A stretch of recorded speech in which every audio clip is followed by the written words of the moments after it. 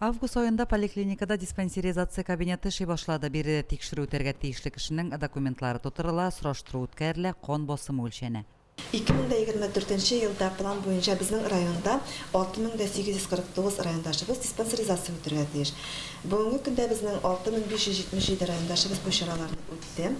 Шушы диспансеризация барышында безнең инде 1500дән артык кешедән сәламәтлекләреннән тайпылыш ачыкланды.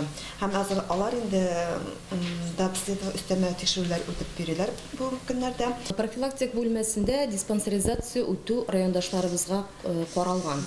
Шушы бүлмәдә алар килгәчтән без кан басымын, күз басымын, буйны, авырлыкны үлчибез. Һәм анкета сораулары биреп, тиешле документларны тутырган вакытта сораулар килеп чыкса, профилактика буенча җаваплар бирәбез. Өлкән яшьтәге райондашларыбыз диспансеризация узуга ничектер җаваплырак карый төсле. Алар ялындырмыйча чакыру белән килеп, кирәкле табибларга күренә, анализлар тапшыра. Лабатамин хорамандан келмейсі, хорамандан. Ошта стеутайбыны жоңа кабинет ашқандар әйбәт болған. Лабатамин сәлемәт сақларға керепін. Әміне бұл диспансерлаштыру мөһим процедура деп ойлайсызмы?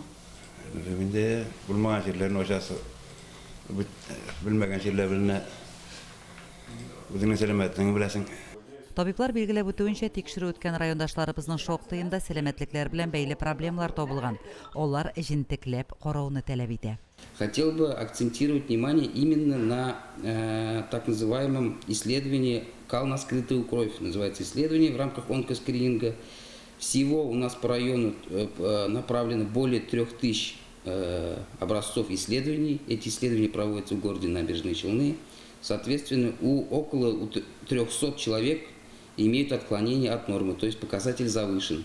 И хотел бы сказать, вот за этот период мы обнаружили 9 именно злокачественных образований на ранней стадии, что позволило своевременно оказать помощь этим жителям.